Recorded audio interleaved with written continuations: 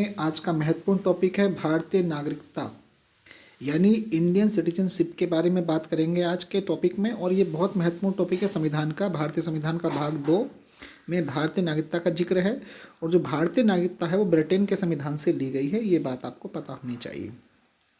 यदि आप इस चैनल पर पहली बार आए हैं तो लाइक, शेयर और सब्सक्राइब करना बिल्कुल ना भूलें। इस चैनल से जुड़ जाइए क्योंकि ये चैनल आपको बहुत सारे जो है सब्जेक्ट्सों के बारे में नॉलेज देने वाला है। इस चैनल का उद्देश्य केवल ये है कि आपको एक ऑथेंटिक नॉलेज आपको मिलनी चाहिए जो आसानी से आपको मिल सकती है इस चैनल पर।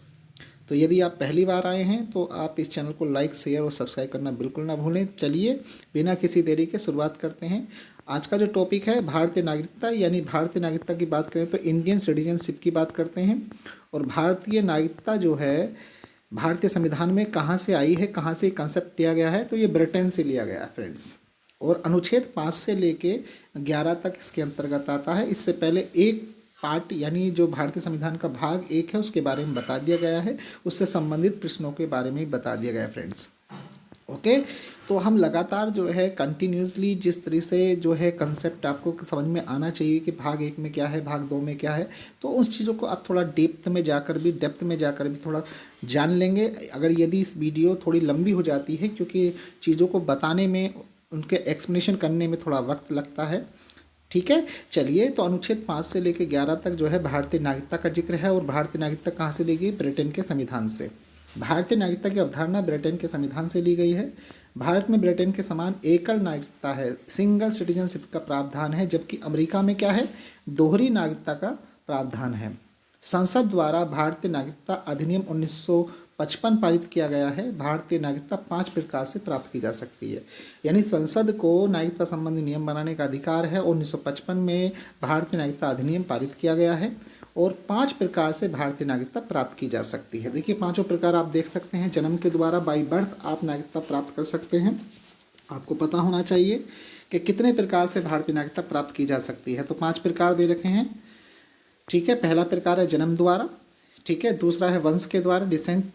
तीसरा है बाई रजिस्ट्रेशन यानी पंजीकरण के द्वारा। चौथा है देशीकरण, ठीक है, बाई नेचुरलाइजेशन के द्वारा आप कर सकते हैं। और 5वां है भूमि के अर्जन द्वारा, बाई एक्विजिशन ऑफ लैंड यानी भूमि के अर्जन द्वारा। यानी कहने का 5 प्रकार से भारतीय नागरिकता प्राप्त की जा सकती है। यदि किसी भी कंपटीशन में आपसे पूछा जाता है कि भारत में जो नागरिकता वो कितने प्रकार से प्राप्त की जा सकती है, तो उसको 5 प्रकार से आप प्राप्त कर सकते हैं। कितने भी बड़े लेवल पर आप तैयारी कर रहे हैं, चाहे यूपीपीएससी की कर रहे हों, चाहे यूपीएससी की कर रहे हों, ये आपको पता होना चाहिए कि 5 प्रकार से आपको ये 5 प्रकार आपको पता होने चाहिए। दूसरी बात, जबकि भारतीय नागरिकता का अंत या खत्म अगर करना हो तो 3 प्रकार से इसको किया जा सकता है, ठीक है। संसद 3 प्रकार से भारतीय नागरिकता को यानी सिटीजनशिप को खत्म कर सकती है। क्या है? देखिए, पहला, किसी दूसरे देश की नागरिकता ग्रहण कर लेने पर। यदि कोई व्यक्ति किसी दूसरे देश की नागरिकता ग्रहण कर लेता है तो उसकी जो भारतीय नागरिकता वो स्वयं ही समाप्त हो जाती है।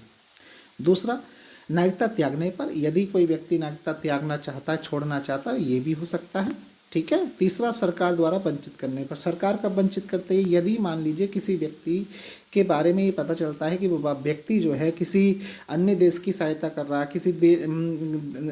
हमारे देश की सूचनाएं दूसरे देश को, देशद्रोही का काम करता है, राजद्रोह का काम करता है, तो तब केंद्र सरकार चाहे तो उस व्यक्ति को अपने उससे जो है नागरिकता से वंचित कर सकती है, उसकी नागरिकता छीन सकती है।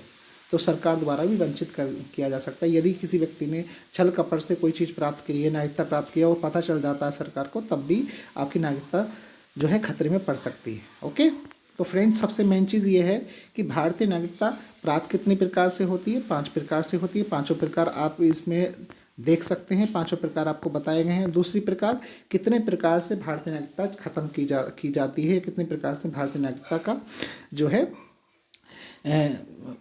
समाप्त हो जाती है, तो 3 प्रकार से, ठीक है, ये ध्यान रखेंगे। अब बात यहाँ थी कि अनुच्छेद 5 में किस चीज़ का जिक्र है। तो अनुच्छेद 5 के अनुसार प्रत्येक व्यक्ति जो संविधान के प्रारंभ के समय भारत के राज्य क्षेत्र में निवास करता है वह भारत का नागरिक होगा।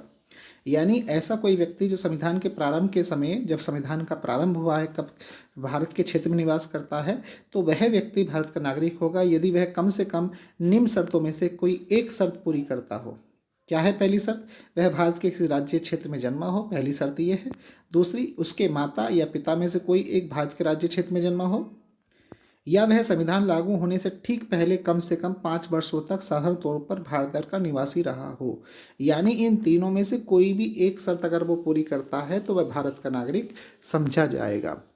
ओके, तो कहने का मतलब ये है, इस वीडियो को देखने वाले जो भी छात्र छात्राएं हैं, जो भी जो है प्रतियोगी हैं, इस बात को आप ध्यान रखिएगा कि जो जन्म से आप लोग नागरिक हैं, कारण उसका ये है क्योंकि इसमें क्या कहा गया, प्रत्येक व्यक्ति जो संविधान के प्रारंभ के समय भारत के राज्य क्षेत्र में निवास करता है या उसका जन्म हुआ है। तो आप जितने भी लोग वीडियो देख रहे हैं, आपका जन्म जो है 26 जनवरी 1950 से पहले के बाद का ही होगा। तो यहाँ पे ये बात कही गई 26 के प्रारंभ के समय। तो आप जितने भी लोग देख रहे हैं, तो जाहिर किसका मतलब ये हुआ कि जितने भी लोग हैं वे सभी लोग भारत के नागरिक हैं जन्म से। ओके, तो आप लोग क्या हैं, भारत के नागरिक जन्म से हैं, क्योंकि क्या कहा गया है, जो संविधान के प्रारंभ के समय भारत के राज्य क्षेत्र में निवास करता हो वह भारत का नागरिक होगा, यदि कम से कम निम्न शर्तों में से 3 शर्तें दे रखी हैं, उनमें 3 में क्या है, वह भारत के किसी राज्य क्षेत्र में जन्मा हो। दूसरी, उसके माता या पिता में से कोई भारत के राज्य क्षेत्र में जन्मा हो, या वह जो तीसरी शर्त है वो क्या है, ये देख लीजिए, तीसरी शर्त, वह 5 वर्षों तक साधारण तौर पर भारत का निवासी रहा हो। तो ये 3 शर्तें हैं, यानी इन 3 शर्तों के अनुसार वह भारत का नागरिक समझा जाएगा। इस बात को आप ध्यान रखेंगे। यानी तो कहने का मतलब जिसका जन्म 26 जनवरी 1950 से पहले हुआ है या उसके माता पिता का हुआ है तो भारत के नागरिक जन्म से हैं। ठीक है, तो इस बात को आप ध्यान रखेंगे। ओके, अनुच्छेद 6 क्या कह रहा है? अनुच्छेद 6 इस बात को कह रहा है, देखिए, कि पाकिस्तान से भारत आए ऐसे व्यक्तियों को भारत का नागरिक समझा जाएगा जो 19 जुलाई 1948 से पहले भारत आ गए थे, तथा जो 19 जुलाई 1948 के बाद भारत आए हैं वे 19 जुलाई 1948 की तिथि का महत्व यह है कि इस तिथि से भारत से पाकिस्तान और पाकिस्तान से भारत आने जाने के लिए एक अनुमति पत्र की प्रणाली प्रारंभ की गई थी।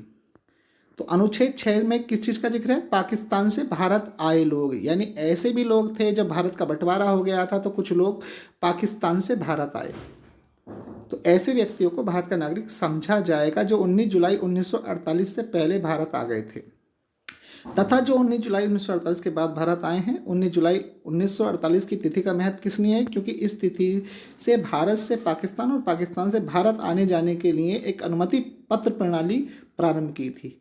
तो अनुच्छेद 6 में किस चीज़ का जिक्र है? पाकिस्तान से भारत आए हुए लोगों का। अंडरस्टैंड, ये भी आप इस तरह से ध्यान रख सकते हैं। अब देखिए अनुच्छेद 7 क्या कह रहा है?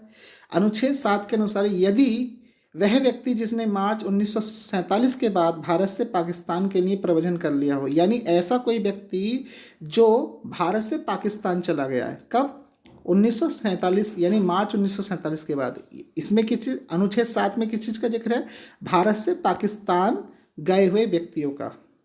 ओके, तो वह भारत का नागरिक नहीं समझा जाएगा। किंतु यदि वह स्थायी रूप से भारत लौटने के लिए अनुमति लेकर वापस आ गया है तो उसकी नागरिकता के संबंध में वही नियम लागू होंगे जो अनुच्छेद 6 में 19 जुलाई 1948 के बाद भारत आने वाले व्यक्तियों पर लागू होते हैं। ऐसे व्यक्ति को पंजीकरण के लिए आवेदन करना होगा जो कम से कम 6 महीने तक भारत में रहने के बाद किया जा सकेगा। तो कहने का मतलब सीधा सीधा ये समझिए कि 6 में क्या है, जो पाकिस्तान से भारत आए, और 7 में क्या है, जो भारत से पाकिस्तान गए, उनके बारे में जिक्र किया गया है। अंडरस्टैंड? तो आप ये वीडियो को थोड़ा रोक के आप देख सुन सकते हैं, नोट कर सकते हैं चीज़ों को। तो वीडियो बड़ी ज़रूर हो सकती है लेकिन बड़ी कारगर वीडियो रहेगी आपके लिए। ओके, तो अनुच्छेद 7 में किस चीज़ का जिक्र है आपको ये ध्यान रखना। अनुच्छेद 6 में किस चीज़ का जिक्र ये ध्यान रखना। अनुच्छेद 7 में भारत से पाकिस्तान गए लोगों के बारे में है और 6 में पाकिस्तान से भारत आए हुए लोगों के बारे में दिया हुआ है। ओके फ्रेंड्स, चलिए आगे चलते हैं। अनुच्छेद 8, अनुच्छेद 8 क्या कहता है? यानी अनुच्छेद भारत से बाहर रहने वाले भारतीय मूल के व्यक्तियों की नागरिकता के संबंध में है।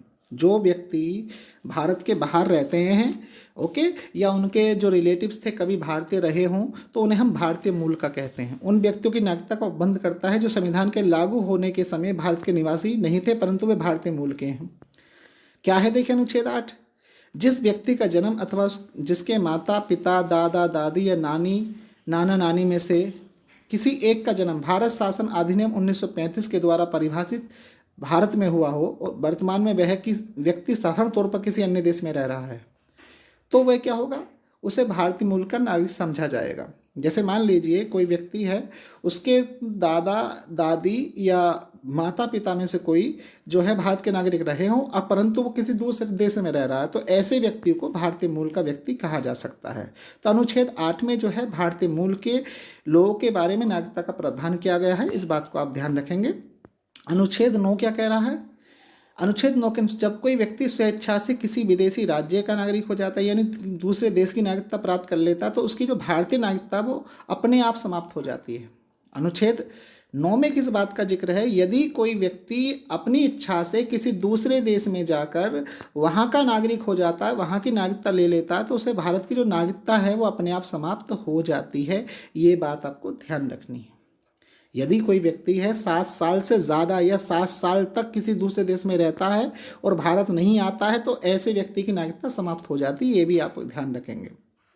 तो अनुच्छेद 9 में क्या है? जब कोई व्यक्ति स्वेच्छा से किसी दूसरे देश का नागरिक बन जाता है, तो उसकी भारत की जो नागरिकता होगी वो अपने आप समाप्त हो जाती है फ्रेंड्स। ओके। अनुच्छेद 10 क्या कहता है? कि किसी नागरिक की नागरिकता का अधिकार संसद द्वारा बनाई गई विधि के अलावा किसी अन्य प्रकार से छीना या समाप्त नहीं किया जा सकता। यानी किसी व्यक्ति की नागरिकता का जो अधिकार होगा उसको केवल संसद द्वारा बनाई गई विधि के द्वारा ही समाप्त किया जा सकता है, कोई और विधि नहीं हो सकती। ओके। तो आपको ये ध्यान रखना है कि अनुच्छेद 10 क्या कह रहा है? किसी भी नागरिक की नागरिकता का जो अधिकार है वो संसद द्वारा बनाई गई विधि के अलावा किसी अन्य प्रकार से छीना या समाप्त नहीं किया जा सकता। और अनुच्छेद 11, संसद को नागरिकता के अर्जन, समाप्ति, नागरिकता संबंधी अन्य उपबंधों में परिवर्तन करने की पूर्ण शक्ति प्रदान है। यानी संसद को ये अधिकार है कि वो नागरिकता के संबंध में, अर्जन के संबंध में, समाप्ति के संबंध में कोई नियम उपनियम बना सकती है। उसे पूरी की पूरी क्या पावर दी हुई है। तो संसद के को किस में पावर दी है? मतलब जो है नागरिकता संबंधी, तो 11 में दे रखी है। यदि किसी व्यक्ति की नागरिकता को छीना जा सकता है तो संसद की जो विधि है उसी के द्वारा छीना जा सकता है। ये बात आपको ध्यान रखनी है। यदि बात आती है कि भारतीय मूल की, तो आपको 8 बताना है। जब कोई व्यक्ति स्वेच्छा से किसी दूसरे राज्य का नागरिक हो जाता है, किसी दूसरे देश का नागरिक हो जाता है या विदेशी राज्य का नागरिक हो जाता है, तो उसकी जो नागरिकता होती है अपने आप समाप्त हो जाती है। ये बात आप ध्यान रख सकते हैं। ओके। तो कहने का तात्पर्य सीधा सीधा ये है कि यदि इन चीज़ों को अगर आप डेप्थ में समझ लेते हैं, देखिए, तो क्या होता है कि आपको प्रश्नों का जवाब देने में आसानी होती है। तो आपको ये पता होना चाहिए कि भाई अनुच्छेद 5 में क्या है। तो अनुच्छेद 5 में जो है भारत की नागरिकता के बारे में है, 6 में पाकिस्तान से भारत आए लोगों के बारे में है, और 7 में भारत से पाकिस्तान गए हुए लोगों के बारे में, और 8 में क्या भारतीय मूल के संबंध के बारे में, जो भारतीय मूल के व्यक्ति होंगे उनके बारे में, और 9 में क्या है, यानी यदि कोई व्यक्ति, अनुच्छेद 9 में यदि कोई व्यक्ति किसी दूसरे देश की नागरिकता स्वीकार कर लेता है अपनी इच्छा से, तो उसकी जो नागरिकता वो अपने आप समाप्त हो जाती है। और 10 में क्या है? और मैंने बताया 10 में क्या चीज़ बताई मैंने आपको, कि किसी नागरिक की नागरिकता का अधिकार संसद द्वारा बनाई गई विधि के अलावा किसी अन्य प्रकार से समाप्त या छीना नहीं जा सकता। और 11 में संसद को यह अधिकार है कि वो नागरिकता की समाप्ति, अर्जन, नागरिकता संबंधी अन्य बंधों में परिवर्तन करने की पूर्ण शक्ति रखती है। ओके। और नागरिकता संबंधी नियम बनाने का जो अधिकार है वो संसद को है। ये बात आपको ध्यान रखनी है फ्रेंड्स। तो नागरिकता प्राप्त कितने प्रकार से की जा सकती है? 5 प्रकार से की जा सकती है। वो समाप्त कितने प्रकार से हो सकती है? 3 प्रकार से होती है फ्रेंड्स। तो ये सब चीज़ें अगर आप जो हैं इस चैनल से जुड़ते हैं तो इस चैनल से आपको बहुत ज्ञानवर्धक, बहुत बेनिफिशियल चीज़ें आपको मिलेंगी, बहुत ज़्यादा आपकी नॉलेज में इजाफा होगा। तो ज़्यादा से ज़्यादा इसको शेयर करिए, लाइक करिए, कमेंट्स करिए। और मेरी कोशिश हमेशा रहती है कि चीज़ों को समझ लें आप, तो एक एक करके आपके विषय, सारे विषय आपको यहाँ पर मिलेंगे। तो थैंक यू सो मच और जय हिंद। अगले वीडियो मिलते हैं जल्द ही। धन्यवाद।